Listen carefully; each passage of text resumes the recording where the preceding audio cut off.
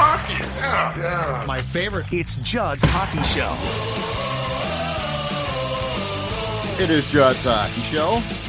Judd, AJ. Hockey playoffs, of course, continue.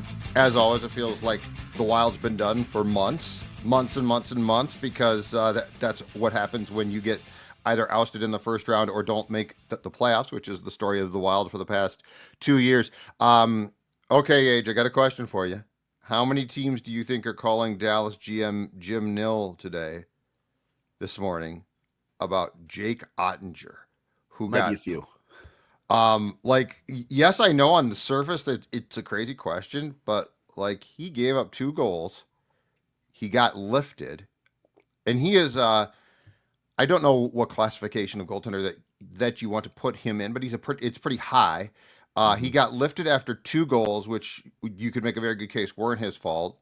And then post game, his coach Pete DeBoer essentially said, well, he's lost 6 or 7 to the Oilers in the playoffs. And so, I mean, the Wild doesn't have a goaltending problem, and I cannot see Dallas dealing the otter within the division. But my first thought was, if I'm him and his agent and Pete DeBoer is my coach, there's going to be a come to Jesus. And my first thought was, if I'm Bill Guerin, I think I'm calling Jim Nill early this morning. I think one of the best part about that was immediately, because it's DeBoer, because he's getting lifted that early. I saw a reimagining of the Robin Leonard picture that I think his agent tweeted out, where it's he's a sword, he's getting stabbed in the back. No, it's Fleury's agent. That's because of Fleury? Robin. That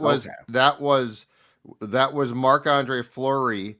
That was a picture of him with a sword in his back that said DeBoer that his agent put out. Yes, and that was because, if I'm not mistaken, Leonard had replaced Fleury. Mm-hmm. Okay. Yes. So yeah, but you're right on. That was hilarious, and I feel bad for him, but I think performance of the night, beside taking away from the hockey, was Ray Ferraro, who after he gets pulled has to stand 2 feet away from Ottinger and talk about how he got pulled and how bad he was and all the stuff that's circulating there. Just an unbelievable circumstance. But yeah, it's feeling like deja vu in a sense of Spencer Knight with Florida, where he was talked about and viewed as a franchise goalie. Granted, I don't think Dallas has Sergei Bobrovsky just backing up Spencer Knight, but he is an upper echelon. You view him as probably a franchise goalie. He's played like it a lot of the season. So to just kind of, it feels very frill is maybe not the right word, but just willy-nilly decision-making of, he's been so good, but the Oilers just have his number. They just have his number. No, if he's good, guess what? Let him stay in. Play better defense, and then what they end up scoring? 3 goals last night, 4 goals. Yeah, They scored what? Because they scored a goal on Casey DeSmith very quickly to go up 3-0, and then I believe and Dallas did get within 1. And DeBoer was trying to spark his team. I get that, but I'm not sure in the case of. I mean, pulling Ottinger was very 1990s Mike Keenan-like. He used to pull his goaltenders constantly, and we're talking about Ed Belfour in Chicago, really good goaltenders. Yeah. I just don't know. If I'm Ottinger, I don't know that to me, because 2 weeks ago I penciled him in as the starting goaltender for the U.S. Olympic team in February. Yeah. And now he's getting pulled, and boy, that's an interesting one, because we're in a day and age now. Back in the day, if you were a goaltender or you were a player on a hockey team and you felt slighted, you basically got screwed, and that was that.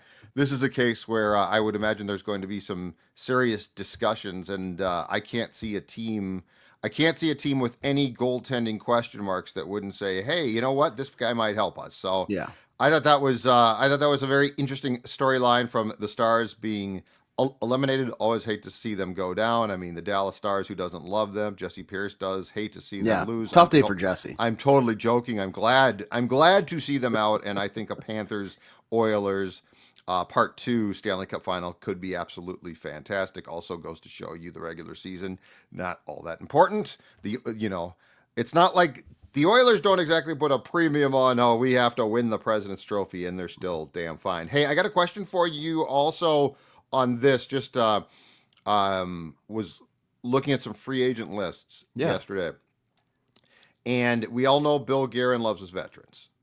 So here's my question, and I've got two names off the top. Feel free to bring some more. But do you see a world in which he pursues or kicks the tires, might be more fair, on either 36-year-old Patrick Kane or 37-year-old Brad Marchand, who, by the way, I don't think would come here. Kane might. But that being said, I'm saying that type of player. Here's the reason why I asked the question to Age. You go through this roster. How many guys on this roster, now that Fleury's gone especially, and I don't know that goaltenders are going to factor into what I'm going to say. How many guys on this roster have that credibility in the room of playoff runs where they have made a big impact and or like Stanley Cup championships? I was going through. The Wild really doesn't. No. So my veteran theory was, one, I think Bill likes the vets, but two, I also think this room desperately needs, like, Marcus Foligno can talk a big game, but he doesn't have that reference point. Mm-hmm. So what is your thoughts on those two and or anyone else who's a veteran with if nothing else, Stanley Cup credibility or just flat out a Stanley Cup ring? Yeah. Well, let's talk Marchand first. I think you're right saying like he just flat out wouldn't come here. Like if he's looking to explore the open market, more than likely he does not select Minnesota. That being said, if you could, I don't know him, like his drive, his personality enough to like just totally rule it out. Because if there's like an itch for him to just be like, if you pitch the whole, you're a serial winner, Brad Marchand, you're a pest, but also you are a serial winner. You have like the most points against the Toronto Maple Leafs in the playoffs all time. You're undefeated against them in like game sevens or something like that. Like where you go, you win. The Minnesota Wild needs you. We have this whatever. And if he bites on that, then yes, I think that'd be tremendous. Cause he is, love him or hate him, he is a good leader. He's a fantastic locker room guy. Mm-hmm. And when he's wearing the team's jersey that you're rooting for, God, do you love him? Like mm-hmm. he is, and plus he's just a great personality. Like it's not Fleury, but it is kind of in its own realm of like he was a Boston guy for so long. He's got that kind of toughness to him. Like he's a guy I would love in the Wild locker room. I just don't think he comes here. Patrick Kane, I think, is really interesting because the move for him to go to Detroit just has not worked out. I think he probably does. It would depend on how much he maybe still holds grudges, because he strikes me as a guy who holds a grudge that just in division, Minnesota Wild, like when he was there, obviously the Wild weren't as competitive playoff wise as I think fans would have liked, but in season you had the stadium series against the Blackhawks, you had all this stuff, and I would say it was a rivalry. For the Wild, it was their main rivalry. I would probably bet the Blackhawks fans would say, yeah, we didn't like you guys, but also we were focused on teams that were a little more competitive. The question there is, does he still have it? And I have always thought that he, ego-wise, maybe wasn't the type of person that I would like in a locker room. Brad Marchand comes off as more unselfish to me, whereas maybe he's changed in recent years and just getting older, but Patrick Kane has kind of been, in my eyes, I want to get my points. I want to get my power play minutes. I want to get that type of stuff. Yep. But, is willing to get in the face of somebody and say, hey, you got to pick it up because you're not doing your part right now. Probably different styles of leadership that, better for worse, in the locker room makes the Wild better.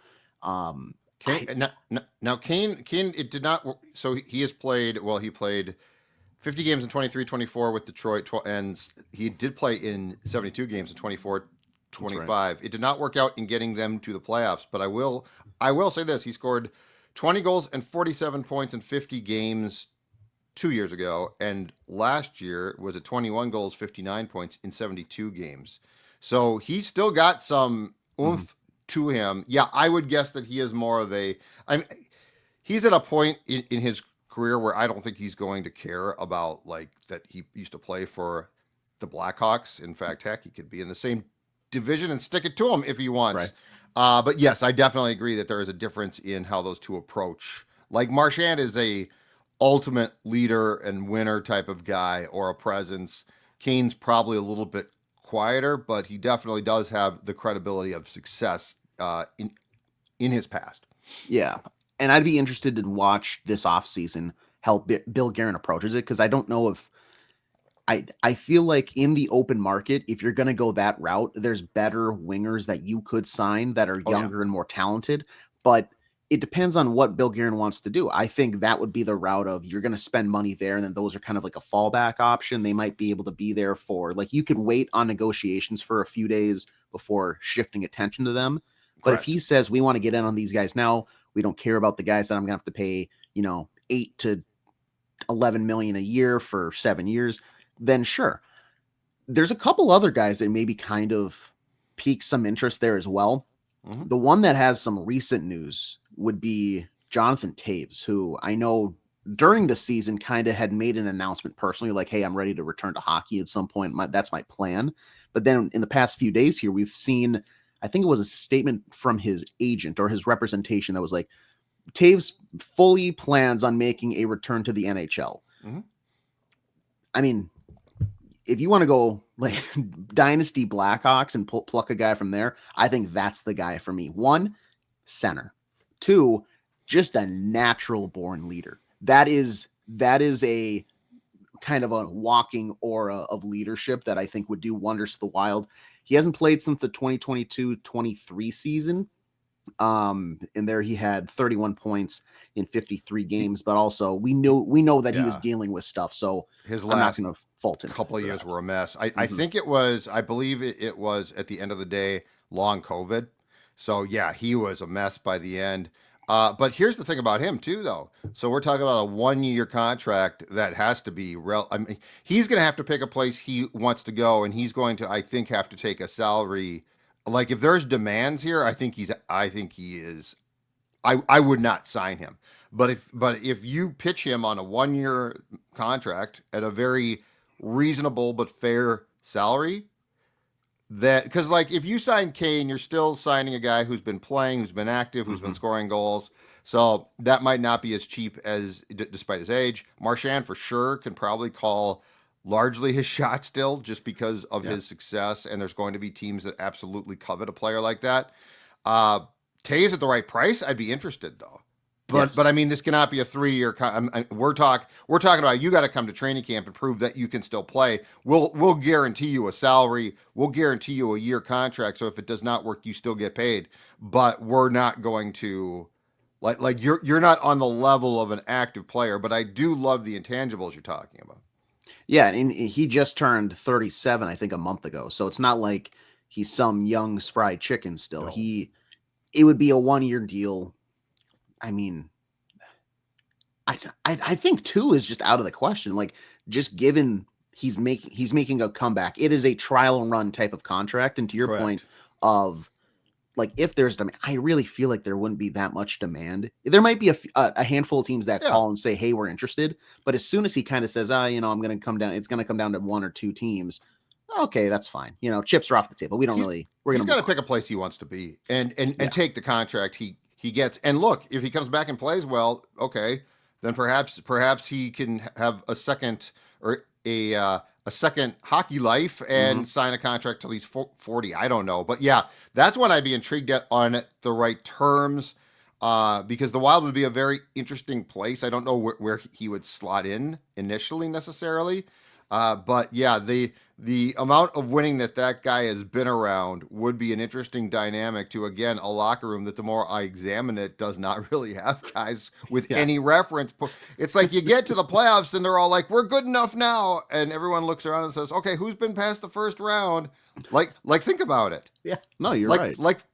Think about that room. Like, what veteran stands up and says, hey guys, I've been there. I know exactly how this goes. I don't think there's one guy that I say, okay, yeah, you know what? I trust that guy. I've got 2 more for you. One I'll just gloss over quick because we've talked about him on this show. I've brought him up a handful of times. Claude Giroux, he doesn't really have that deep playoff success that I think maybe you're looking for, but he's going to be playing his 19th season in the league. He's got over 100 career playoff games. So Frank, he knows what it takes to lose. So he knows what not to do. He's from there, right? He's from Ottawa. Is that correct? He is. And so that's why I think a lot of the speculations that he just resigns there. Yeah. Because they kind of have a decent up and coming. I was going to say, they're finally getting good. He's been part of that. I got to think he goes back there. His family's there.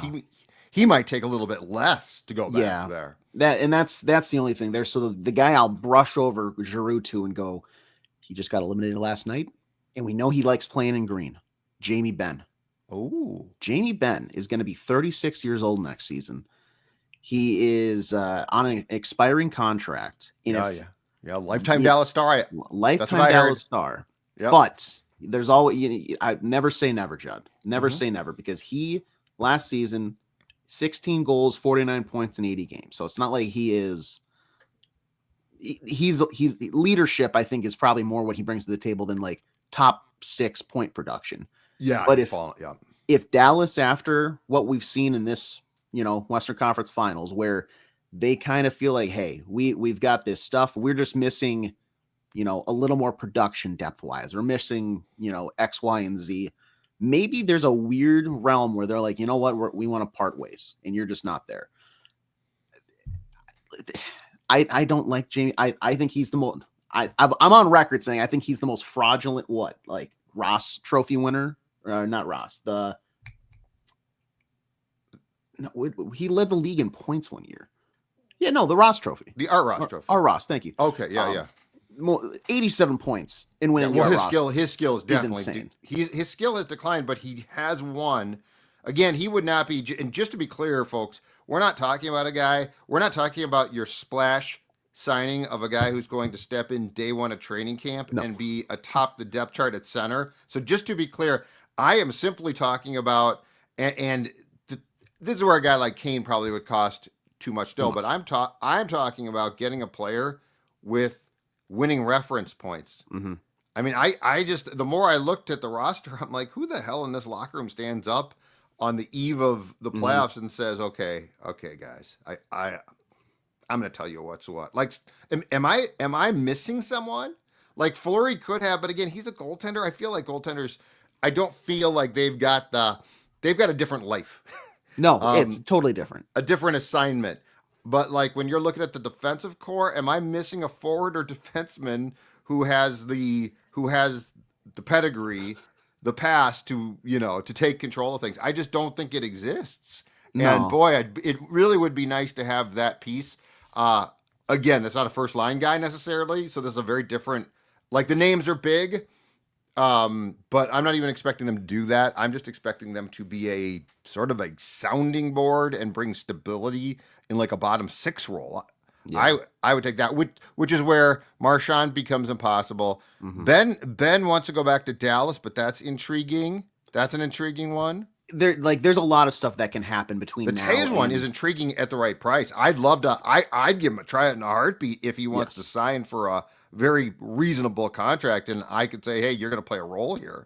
And the thing about him too is it's just assuming that he's going to be able to. I don't know what he's been doing the past couple of years. How much has he been skating? What type of shape is he in? Is it gonna He's been skating. Pierre LeBrun did a piece on him back in March where he was skating. He's been skating for a while now. I want to say he was skating the past year. So that's a possibility. But that's more intriguing than to me. Yeah. Yeah. So anyway, just some thoughts. This goes back to your point of just simple solution here is just to trade for Sidney Crosby. That's the easy solution here. I'm hoping Fleury beat him up at the World Championships, worked him over. Just yapping in his ear. Worked him up. Hey, I'll come back for a year. If you come if you come here. Everyone's like, he's close with McKinnon. He's going to Colorado. And you know what? Yeah, he and McKinnon are from the same place in Canada. I get all that. But Marc-Andre Fleury is his boy. Marc-Andre Fleury is his guy. Mm-hmm. I mean, and Flower clearly has a job here. Bill Guerin played with Crosby. I'm just saying, I'm not going to write this off until and odds are high he stays in Pittsburgh. But Yeah. I also think it's a crime that he's going to be with a team that is hoping to be the Capitals, which is a huge rebound. So Yeah. And well, they're both from that, Cole Harbor. Yeah. And the sign, home of Sidney Crosby, something else. And like, by the way, hey, Nathan McKinnon's kind of from here too. You don't get your name bigger on that sign, Nathan McKinnon, by playing with Sidney Crosby and furthering his accolades. You got to do it on your own.